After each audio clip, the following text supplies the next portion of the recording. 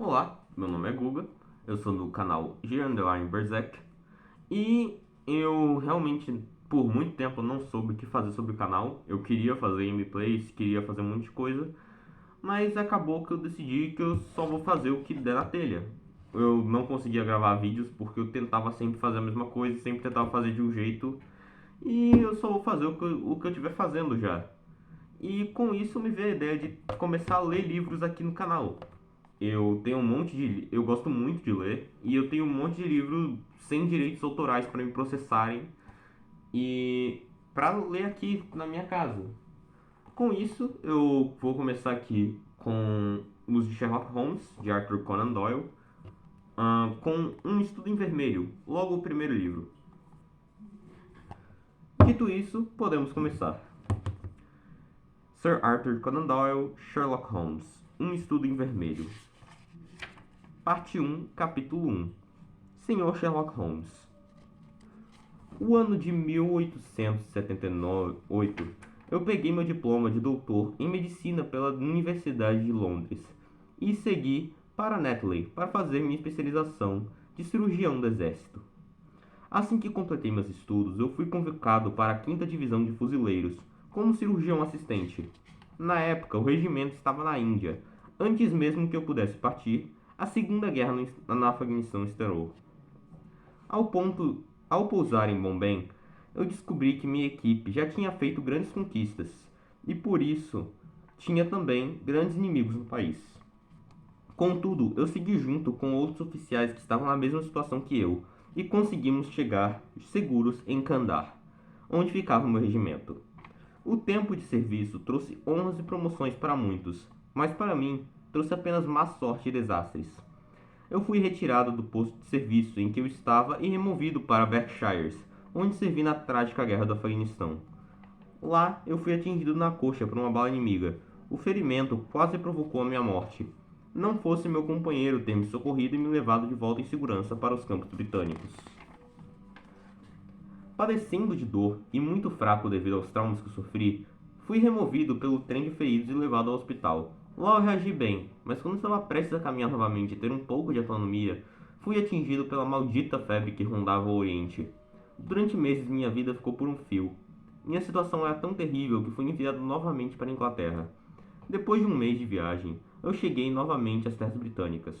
Chegando à Inglaterra, eu parti para Londres, onde fiquei hospedado em um hotel por algum tempo, vivendo com muita mordomia. Entretanto, meu dinheiro estava se acabando e eu precisei decidir se deixaria a metrópole ou adotaria um estilo de vida mais simples, com menos requinte. Decidi pela segunda e comecei a procurar por uma moradia mais barata. No dia em que eu cheguei a essa conclusão, eu estava no bar Critério, quando alguém me deu um tapa no meu ombro. Eu logo reconheci o jovem de Stanford, que era um antigo amigo. A visão de um rosto amigo me fez bem na loucura de estar sozinho em Londres. Fiquei tão feliz que convidei para almoçar no Holborn comigo. O que tem feito, Watson? Você está magro e marrom como a casca de uma noz. Eu contei a ele brevemente sobre as minhas aventuras, e ele rapidamente entendeu o que eu estava passando.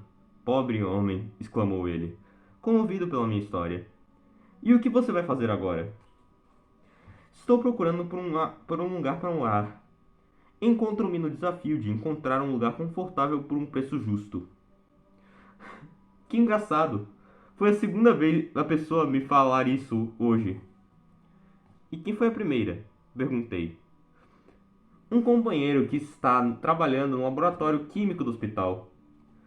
Ele estava se lamentando hoje pela manhã que os quartos que ele achou e dos quais gostou eram muito caros para ele, e talvez a melhor ideia fosse achar alguém para compartilhar. Meu Deus!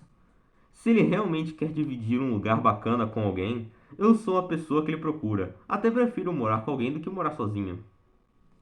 O jovem Stanford olhou de um jeito estranho para sua taça de vinho. Você não conhece Sherlock Holmes ainda, disse ele. Talvez não goste de tê-lo como companheiro todos os dias. Por quê? O que há contra ele? Eu não disse que tenho algo contra ele. Ele é um pouco perdido em suas ideias e muito entusiasmado com descobertas científicas. Até onde eu sei, ele é um homem decente. Um estudante de medicina, eu suponho. Eu não faço a menor ideia do que ele pretende fazer. Eu acho que ele estuda anatomia agora, mas sua primeira formação é química. Todavia, até onde eu sei, ele nunca cursou medicina. Seus estudos são excêntricos e ele tem desafiado muitos professores com seus saberes. Você nunca perguntou o que ele estuda? Não, ele não é um homem muito fácil de se decifrar. Eu gostaria de conhecê-lo. Prefiro dividir a casa com um homem estudioso, de hábitos tranquilos. Eu não aguento muita agitação. Já tive o suficiente no Afeganistão. Como posso conhecer seu amigo? Ah, com certeza deve estar no laboratório. Ele evita o lugar por semanas, mas, quando entra, demora para sair. Se você quiser, posso levá-lo lá, depois do almoço. Continuaremos nossa conversa por outros canais. Quando terminamos o almoço, seguimos para o hospital Stanford. Me deu algumas dicas sobre o homem, com o qual eu estava prestes a me encontrar, e com quem eu pretendia dividir a casa. Não me culpe se não der certo com meu colega. Não sei muito sobre ele. Apenas o que eu aprendi dos nossos encontros ocasionais no laboratório. Vejo que você está aflito, Stanford. O temperamento desse sujeito é estranho ou quê? Não diga meias palavras. Não é fácil expressar, respondeu ele com uma risada. Holmes é muito científico para meu gosto. Chega até a ser meio sangue frio. Eu não consigo imaginá-lo dividindo a última verdura da geladeira com um colega. Não por uma questão de maldade, mas de natureza mesmo. Ele parece ter uma certa paixão pela racionalidade pura. Entendi.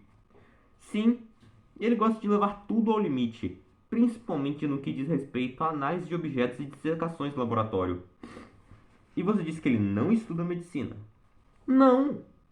Sabe-se lá para que ele fica tantas horas no laboratório, mas chega! Você deve formar suas próprias impressões sobre ele. Assim Stanford terminou de falar. Nós chegamos no hospital. Era um ambiente familiar para mim, e eu não precisava de um guia para saber por onde ir. No fim do corredor, do segundo andar, ficava o laboratório. Nós seguimos juntos para lá. Entramos no laboratório e logo o homem gritou: Eu encontrei! Eu encontrei o reagente que se coliga com as minhas hemoglobinas!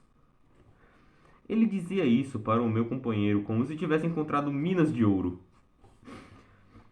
Dr. Washington, conheça o Sr. Sherlock Holmes, disse Stanford, nos apresentando. Como você está? Disse ele cordialmente. Você esteve na Afeganistão pelo que vejo. Como sabe disso? Perguntei chocado. Deixe pra lá. A questão agora é sobre a hemoglobina. Sem dúvida você reconhece o significado da minha descoberta. Quimicamente interessante, mas na prática? Na prática é a descoberta médica mais interessante em anos. Você não vê que ela nos dá a capacidade de fazer um teste infalível para manchas de sangue? Ele me agarrou e me puxou para observar o seu trabalho. E aí, o que você acha? Realmente parece ser um teste muito eficaz. Maravilhoso! Agora nós teremos mais precisão para condenar crimes. O teste antigo era muito impreciso. De fato, murmurei. Os casos criminais sempre terminam no mesmo problema. O culpado só consegue ser condenado depois de meses, pois os testes são imprecisos. E, por vezes, algo fica até sem resolução pela falibilidade dos testes. Os olhos dele brilhavam conforme ele falava, e ele colocou as mãos sobre o peito com muita satisfação em seu olhar. Você precisa ser parabenizado mesmo. Houve um caso dos Von Bishop em Frankfurt no ano passado. Ele certamente gostaria de ter conhecido esse teste antes. Também teve a situação na Mason de Bradford. Eu poderia elencar os casos nos quais esse procedimento seria decisivo. Você parece ser engajado no calendário de crimes, disse Stanford rindo. Poderia até escrever para um jornal. A manchete seria Notícias policiais do passado. Seria realmente interessante, disse Holmes, distraído com suas fórmulas químicas e manipulações químicas. Bom, Nós viemos até aqui para negócios. Meu amigo está à procura de alguém para dividir apartamento, e ouvi você murmurando que estava à procura de alguém. Achei interessante apresentar vocês. Na hora em que Stanford terminou de falar, a feição de Holmes era de extrema satisfação. Eu estou vendo um lugar na Baker Street que parece ser excelente. O cheiro de tabaco não me incomoda, certo? Eu também gosto de fumar de vez em quando. Isso é bom demais. Às vezes eu gosto de fazer alguns experimentos químicos. Isso incomodaria? De forma alguma. Deixe-me ver o que tenho de pior para lhe contar. Bom, sou meio excêntrico. Fico sem falar por dias, mas não precisa se preocupar. Deixe-me quieto que logo volto ao normal. E você, o que tem a confessar? Já que vamos morar juntos, eu acho justo sabermos o pior um do outro. Eu estava rindo da sua examinação detalhada. Eu tenho um cachorrinho. Não gosto de acordar cedo, pois sou preguiçoso, barulhos estranhos me irritam e odeio pegar filas. Eu tenho outros vícios, mas esses são os principais. Você inclui o som do violino nesses barulhos irritantes? Perguntou Holmes ansioso. Depende de quem estiver tocando. Um bom violinista sempre cai bem. Ah, então tudo bem. Acho que seremos bons parceiros. Ligue-me amanhã, que iremos juntos e combinaremos tudo.